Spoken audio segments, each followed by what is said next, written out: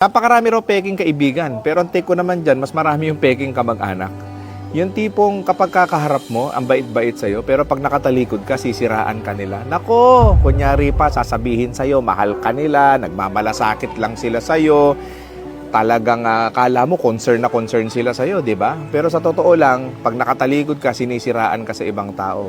Bukod dyan, yung mga peking kamag-anak, nako, kilala ka lang kapag ka may pera ka. Kapag ka nakakaluwag-luwag ka, doon ka lang nila papansinin. Pero subukan mong medyo ikaw naman ang nangailangan, nako, hindi mo mahahagilap yan mga yan.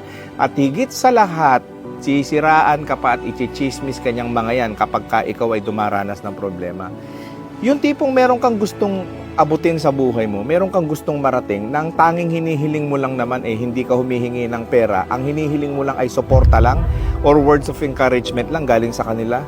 Tapos ang masakit nito, dahil nga mga peking kamag-anak mo sila, dahil hindi mo sila tunay na kamag-anak, imbis na tulungan ka nila, suportahan ka nila, ida-down ka pa nila at sisirain nila yung mga pangarap mo, nasasabihin nila sa'yo na wag na lang yan ang gawin mo, imposible yan, mapapagod ka lang dyan, mahihirapan ka lang dyan, yung mga ganong klase ng tao. Kaya dito sa mundo, pipili tayo ng mga taong makakasama natin, hindi komo kamag-anak mo nagmamalasakit sa'yo.